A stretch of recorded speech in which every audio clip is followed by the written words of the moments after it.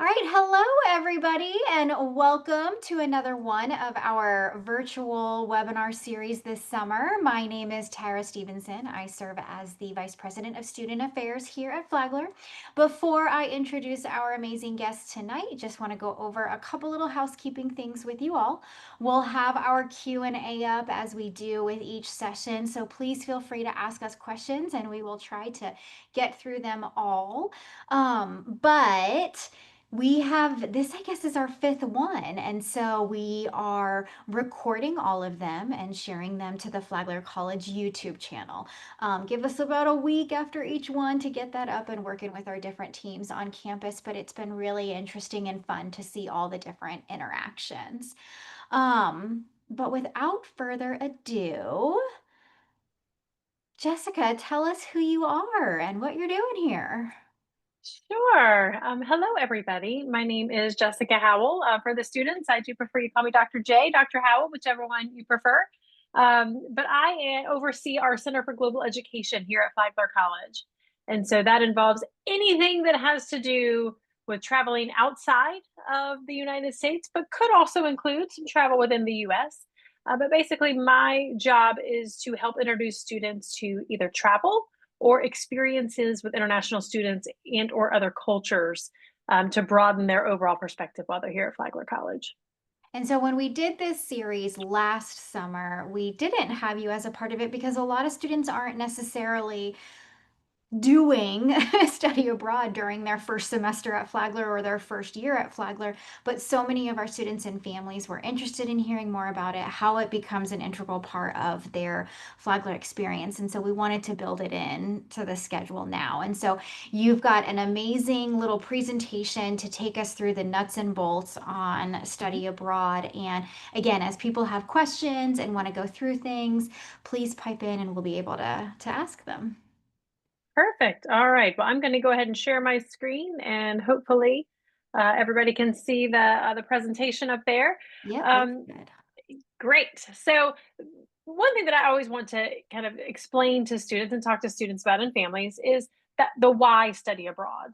And I know a lot of students come to college and they're not really thinking about studying abroad. It's not on their radar, but I'm telling you, it's transformative in so many ways. And it really can change. It can change your whole career path. It can change your, just the way you think. And so one of my goals to for all of the students and for parents and families and even faculty and staff is to introduce them to what we call the global competency model. And as you can see on the screen, this circle, it's all of the different rings that you experience when you travel, when you experience other cultures. But at the middle of that is that self-awareness. And this is one of the biggest components of studying abroad. When we study abroad, we learn so much about ourselves. I mean, many of you guys are about to come to campus and you're going to learn a lot about yourself through a roommate experience. You're going to learn what you like and what you don't like in roommates. And then you're going to hopefully start to ask yourself, well, do I do that? Or in what ways might I be annoying? We realize this when we travel abroad too. We realize that, wow, I really like things this way. And why did that make me uncomfortable? And so that self awareness piece is huge.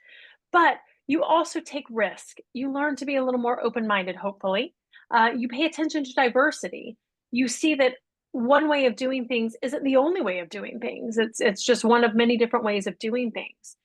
It can give you academic advantages because maybe you're exposed to an area that you weren't really familiar with, and all of a sudden you're there and you grab onto it and you start researching it and you find like a niche and it sets your path for further exploration.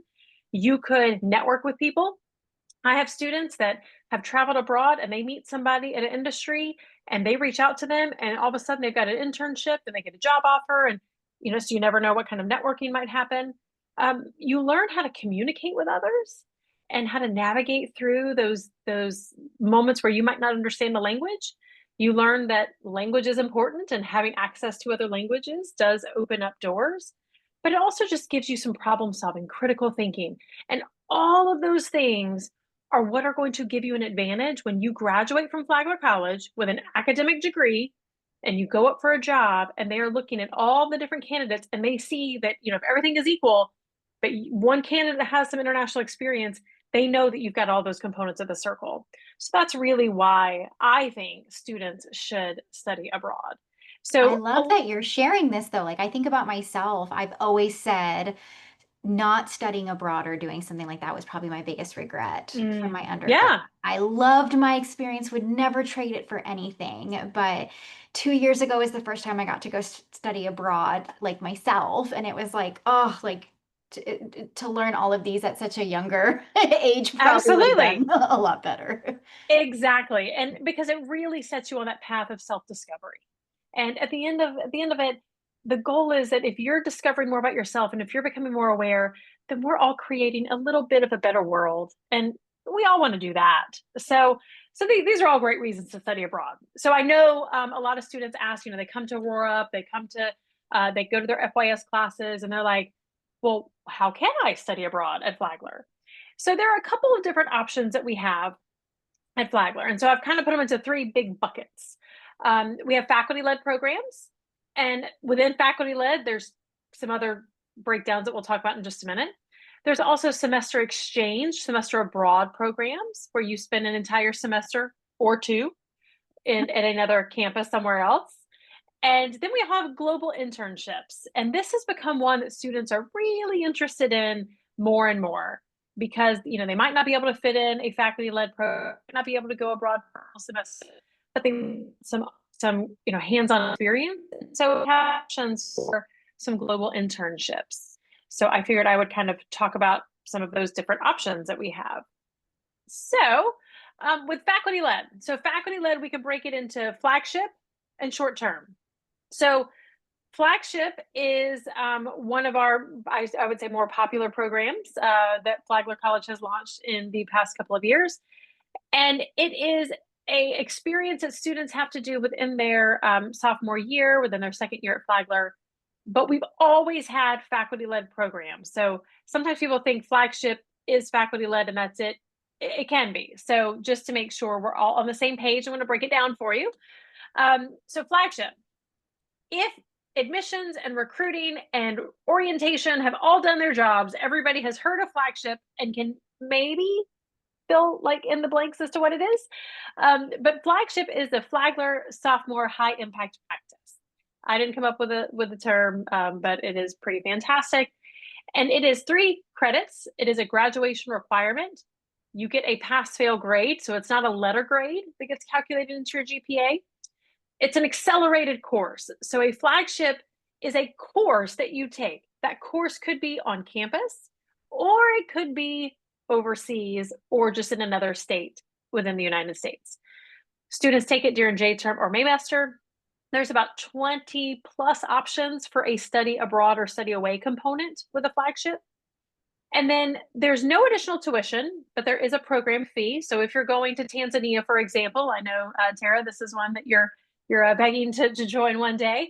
But if you go on to Tanzania, the program fee is $3,200. So you pay for that. That includes all of your on the ground costs, your food, your hotel, your safari, all of those good things. You don't pay any additional tuition, but you are getting academic credit for it, and it counts towards your graduation. The thing about flagship is you register for it in your first year at Flagler, but you don't take it until your second year. So there's a lot of like build up to it, and then you sign up for it, and then there's a lot of waiting. But our flagships, they emphasize diverse people, diverse points of view, and diverse systems. So this is why study abroad is such a big component of a flagship. You are hard pressed to go on a study abroad program where you don't experience diverse people, diverse points of view, or diverse social systems. So it's kind of built into a study abroad. So that's our flagship program.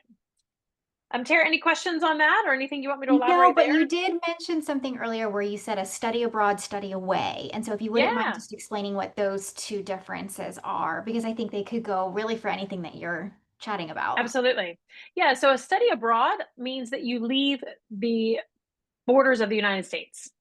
A study away just means that you are not at Flagler. You are spending at least one night somewhere else. It could be Amelia Island, which is not too far from us. It could be Orlando.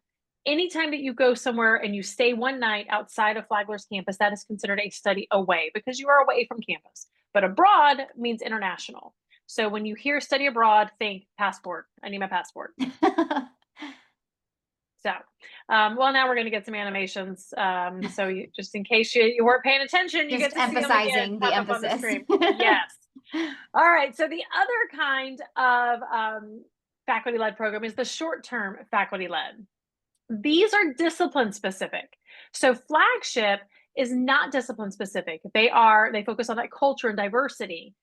Short-term faculty-led programs are discipline specific. So if you are a psychology major, you might go on a psychology short-term faculty-led program that looks at the psychology of the pilgrimage. This is one program that we had in Spain where you were going through and looking at the different elements that are involved in the pilgrimage in Spain and a religious pilgrimage in Spain.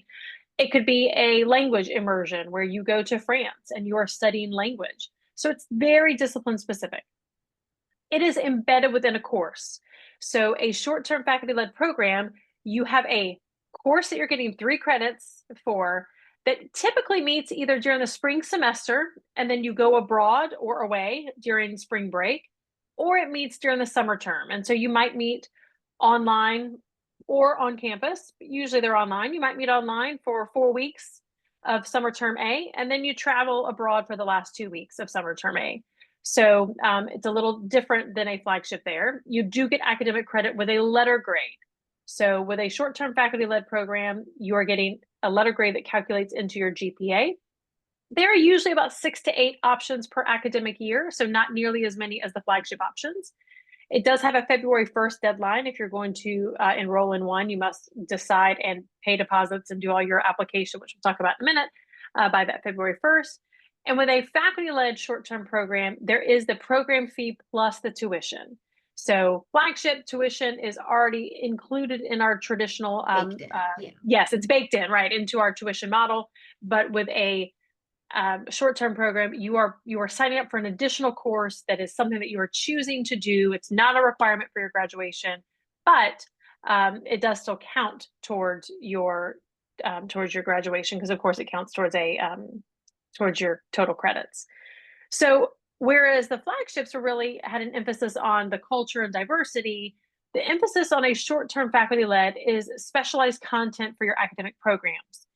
Criminology, for example, there is a proposal for a criminologist to take a group of students to Tanzania to look at different penal systems and the UN that is there, because in Arusha, that's where the genocide trials were held for Rwanda and Yugoslavia. So it's a great place to go if you're into criminology and criminal theory. With a short-term program, it's really combining that classroom instruction with in-person experience. And then it's application of previous academic courses. So again, if you're a coastal environmental science major and you have spent a lot of time looking at the different types of ecosystems, and then you get to take a trip to Australia, your program is going to be building on all the things that you've learned in your previous science courses. Now, that doesn't mean that only coastal environmental science majors could do that particular program, but certainly it would be most appealing to those that are trying to major in that. So that's the difference between a short-term faculty-led and a flagship. So flagship, you can only do it one time. It's only during your sophomore year. You can't repeat it. And that's the number one question students ask. Like, well, can I do another flagship because it was so much fun? You can't. You get to do one. And then after that, you can do a short-term program. But what we find that many students discover after they've done a flagship is they're like, that was amazing. I want to do something more. And that's where our semester abroad programs come in. And with semester abroads, we have 2 different options. We have a Flagler exchange and we have a Flagler affiliate. So I wanted to kind of show you the differences between this, because this is one of the number one questions I get about semester abroad. So it's, what's the difference between an exchange and an affiliate? An exchange is 1 or 2 semesters. Here is the catcher. You pay Flagler tuition, all of your scholarships, all of your grants, any financial aid package that you receive at Flagler. If you are doing a Flagler exchange, that stays in place. You pay the host institution your housing, meals, and any other fees. And of course, you pay for your transportation to get to the host country. Your grades are calculated into your GPA. So if you do a Flagler exchange and you take 15 credits at another institution, Whatever grades you get, those grades come back and are calculated into your GPA. For a Flagler affiliate, it's 1 or 2 semesters, so that's the same there.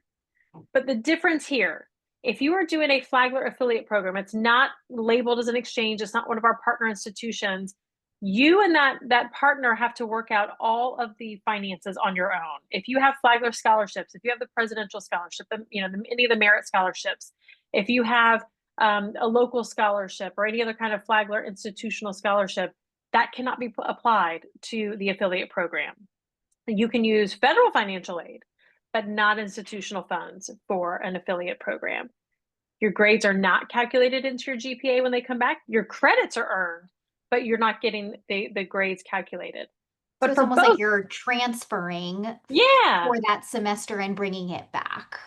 exactly. Now you stay enrolled as a Flagler student for Yeah. both of these. You're just kind of like taking the leave of absence.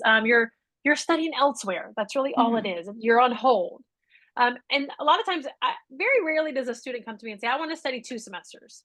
They usually say, I want to study 1 semester. They get over there, then they email and say, hey, this is fantastic. Can I stay 2 semesters? Of course, we can make that happen. But for both of these programs, whether you do a Flagler Exchange or a Flagler Affiliate, the academic credit is applied to your program of study.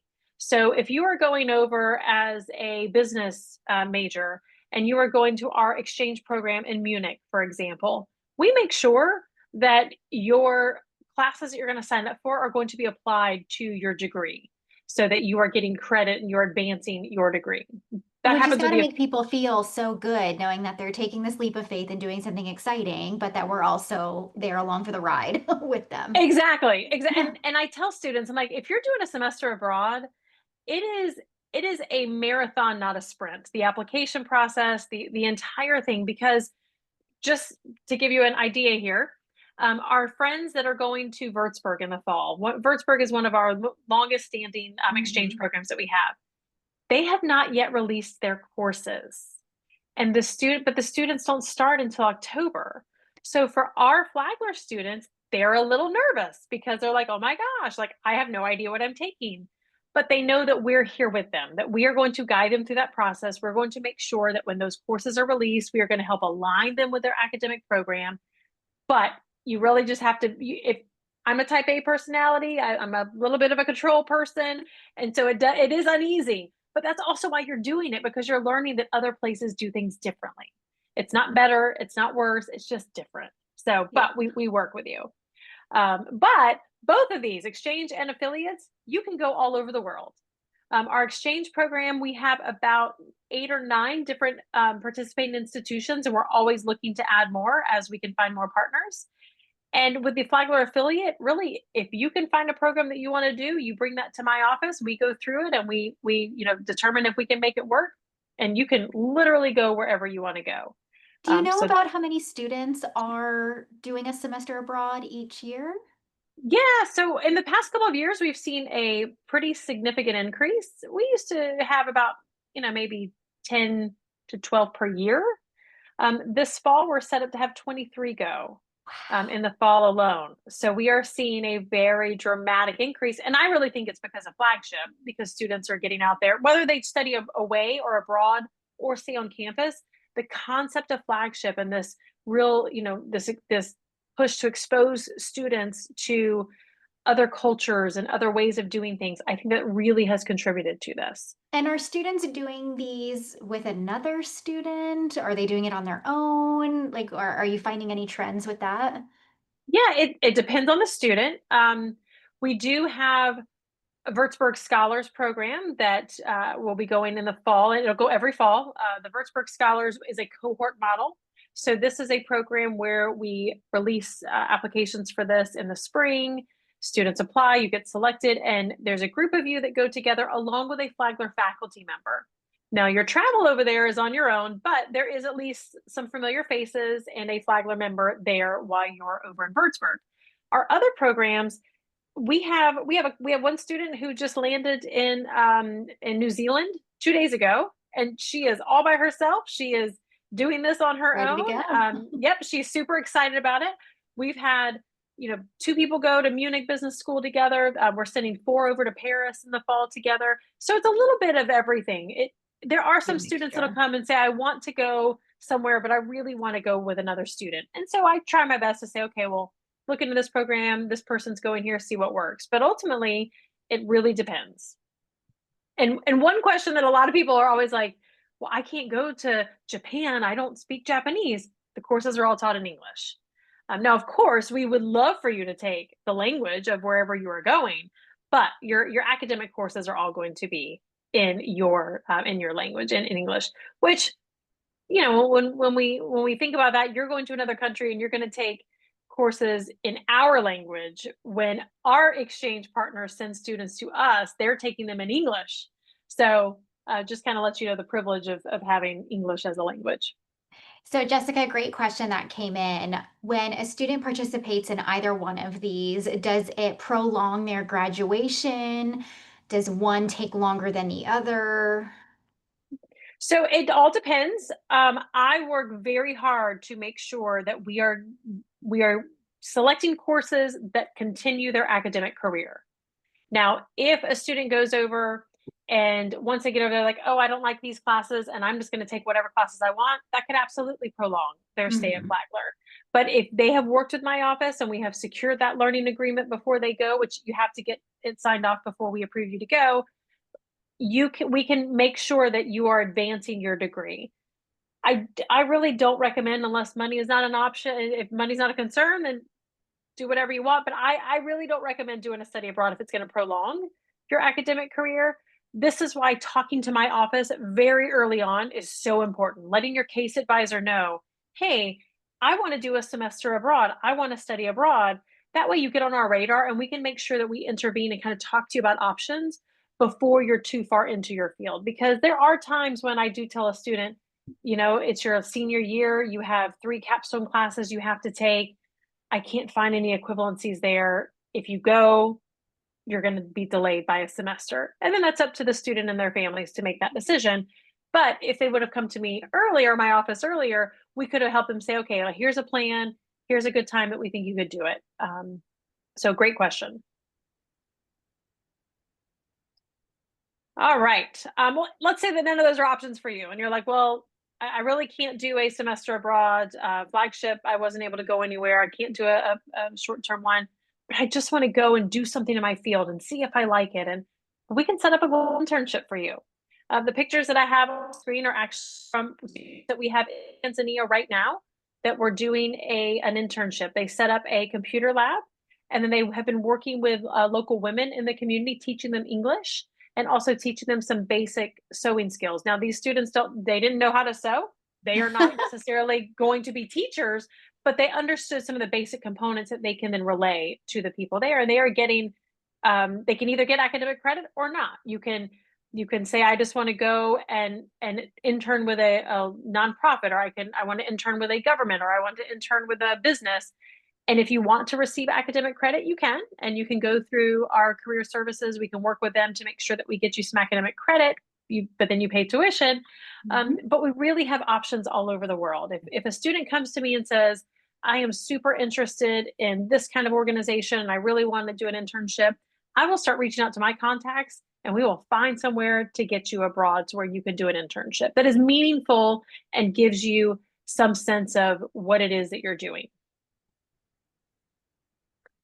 So, lastly, oh, there we go again. Well, just for fun. So, lastly, the process. Um, Again, the process for any of it is really it's a marathon. You have to think of it as a marathon. So, all of my friends out there that do not like running, just come up with another example here. But it's a long process. The timing of when should you go? There used to be this kind of, I don't know, myth out there that was like you couldn't go your senior year and you It was couldn't only like a go. junior year thing. Yes, Yes, you that was couldn't very go your common. sophomore year, Yes. and that's not the case. There are times it really is so individualized for the student. There are some students that they come in and they've got their 4-year plan and they're like, I'm going to go the second semester of my sophomore year, and it works. Other students are like, I am still trying to figure out what in the world I want to study, so I'm not ready to go yet. So you really can go whenever. It does get kind of hard to go your last semester, but you can do it. What I always tell students about that is if you're wanting to go to grad school or if you have a job offer that is contingent on a diploma in hand before you can start. If you study abroad your last semester, you are not going to have a diploma in hand at the same time as the rest of your colleagues because, again, let's use Germany for example. Their term ends, the spring term doesn't end until June, and then grades aren't due to faculty members until September. And so you will not have any of your final grades until like October. So those are the considerations that we talk through when you come in and see me in my office.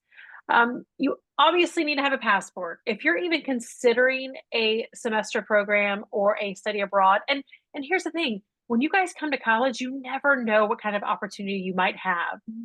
Get your passport.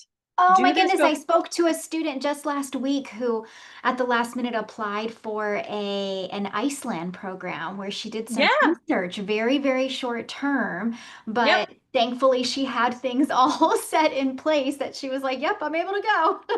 Exactly. And we just had two students in our hospitality and tourism field that they were given the opportunity to do an internship in the Cayman Islands like in 3 weeks. Well, you got to have your passport. So Yeah. before you come to Flagler and before you leave behind, listen, I've got two college students. I did not send them off with their birth certificates and their all the things that you need in order to go get a passport. So ask your parents, ask your families, whoever has all those documents. Say, hey, can we go get my passport before I go to college? Get your passport. Um, deadlines are kind of all over the place. We do have pretty set guidelines for deadlines, and that's really because we are working with international partners. We're working with companies that are organizing all the travel. We are working with financial obligations. So the deadlines for a traditional faculty-led study abroad program, not a flagship, those deadlines are February 1st. Because if we don't have students applied and deposited by that date, we have to let the whoever's organizing the program know, hey, we don't have enough students. We're going to have to, delay this for another time. Flagship always happens. Registration always happens in April, and that process is there's a couple of deadlines along the way, but around April is when the flagship process begins. And then semester abroad. If you're wanting to study in the fall somewhere, that deadline is April 1st. If you're wanting to study abroad in the spring, that deadline is November 1st. So these dates are always going to be in our academic catalog. They'll be on our website. You can always find those deadlines to where where you are in the process. And again, most of those deadlines are guided by our international partners. So we don't have a ton of flexibility with those deadlines and just paperwork. I mean, students that are going to Paris, the process to get the visa takes about 3 months for them to get a visa to go to France. So they had to know this pretty far in advance. Mm. And then as far as the application goes, again, there's multiple processes involved because we have a couple of different approval steps. There's, the initial approval, and then we do a little deep dive and go, okay, let's make sure the student doesn't have any outstanding, student code of conduct violations or any other type of situation that may cause some concern if they travel. Let's make sure their GPA is with the 2.5. We do have a 2.5 threshold. And we do also expect that you have 24 credits, college credits, before you can travel abroad. So the application process is a little bit of an ongoing process. And that learning agreement, that's the final process in a semester abroad program. And it's part of the application, but it's the part of the application that takes the longest and involves the most number of campus partners because you have to have the registrar's office sign off on it. You have to have your advisor. You have to have department chairs. You have to have deans. You have to have my office. Then you have to have financial aid. So there's just a lot of moving parts that are involved. But my office is here to walk students through all of the steps. So I'd never expect a student to be able to just navigate on the website, figure it all out by themselves. You shouldn't have to figure that out because you've never done it. So that's what we're here for. So just a point of clarification, you mentioned 24 credit hours. We have so many students that are coming in with dual enrollment or things like Yep. that. Is it 24 just total, 24 at Flagler? 24 total credit hours. And I mean, the first opportunity they're going to have to study abroad will likely be at the end of their freshman year. And in theory, they should have, if you took 12 to 15 hours, they should be good there without any additional hours. But yes, it's just 24 credit hours, however you've earned those. And then we did just have another question as you were going through the process and kind of like the check marks and things like that that students and families need to look at. Are you anticipating kind of any travel restrictions or any new policies that students and families should be aware of? We every day there is something new that we are, monitoring. So there we I can tell you right now that anytime we're looking at a program, we use the US State Department warning system as our guidance. So if you sign up to go on a program, let's say that you have signed up to go to Kenya, for example. I took a group of students there in January, and they are a level two. Level two is fine. It's kind of general cautions. If 2 days before we depart, they were elevated to a level four, we are not going on that program, and students get all their money back. This international travel is a very fluid process. Anything can happen anywhere. I mean, unfortunately, we've seen Any the day. catastrophic floods that have happened in Texas Yeah. right now. So at any point, we always would pull a plug. We would always monitor student safety, travel concerns, if there was any kind of health outbreak. All of that comes into play. We can't predict what kind of restrictions there might be, so we just have to go with what we know right now and move from there. So But that's having you all as a partner in this process exactly. kind of helps accountability and that there's multiple eyes on it. Exactly, exactly. And I tell families all the time, I have 4 children. I want to come home to them as well when I travel. And so I'm never going to take students somewhere that we know is an inherent danger. But again, go back to the to our little circle that I showed you. Traveling period is risk taking. So we do the best, we make the best decisions with the information we have, and we go from there. And these just for people that are wanting to see kind of the experiences we have or the options we have, we do have a website. It is a new kind of portal that we adopted, so we're still building, we're still adding, we're still making it more engaging. But you can always life hack when you come to Flagler, Google is your friend. Flagler College Study Abroad. It'll bring you to our website. You'll scroll down a little bit. It'll say, click here for our new website. And then it'll bring you to the place where we highlight all of our programs. I'm giving you the email address for Flagship as well as the email address for my office, because a lot of times students kind of put everything together, and sometimes it's Flagship specific, sometimes it's my office. So I just wanted to go ahead and give you guys all of those options there. But any questions you have about traveling, or if you're like, I have traveled to 97 countries and I would just love to share my passion with students, great. I would love for you to be an ambassador with my office. So shoot us an email. Let me know, that you're interested in it. We had a student who he has traveled the world and he has donated all of his travel books. And so we have a beautiful library on campus now because of all of his travel books. So we want to partner with students that are passionate about travel and passionate about sharing that with others. So we've got a great question that came in. If a student is living on campus and they do decide to do study abroad for that semester, the student is not going to be on the hook for paying for their housing during that semester that they are abroad. And so even though our housing contract does cover the full academic year, if they are studying abroad, then that's something that we're working with them on. And then they would Correct. still have their housing if they're doing, short-term study abroad or faculty Right. or something like that, as long as it's during the semester or things like Correct. that. Correct. And I think that's where the college as a whole is on board with students studying abroad. And Mhm. so there are deadlines that residential life has for, like, hey, if you're not going to be in your dorm next year, we need to know. If you're a student on my radar and you've put in an application, I let all the different campus divisions know, hey, Tara Stevenson is applying to go on this program. We won't know for another 4 weeks. And housing is like, okay, great, we've marked that. So we want students to know that as long as the students do their part and as long as they're Yeah. applying and doing everything Yeah. they're supposed to do, we of course work with them on that. Yeah. Uh, Well, this has been so fantastic. What are some of the exciting flagship trips that are coming up? sure. I will say one of the things about Flagship that I think is a great thing, but others get frustrated by it, is the locations can change every year. Every summer and Every every year. J term is something Yep. new. I know. I love to see like what the new ones are coming. And some of that I think is inspired by TikTok trends and social media. Like next year, Iceland is on the radar. So we have a total of about 30 students that'll be going to Iceland. We have Australia, New Zealand is a new one. We have Tanzania will be a repeated one, but it wasn't offered last year. We have Spain.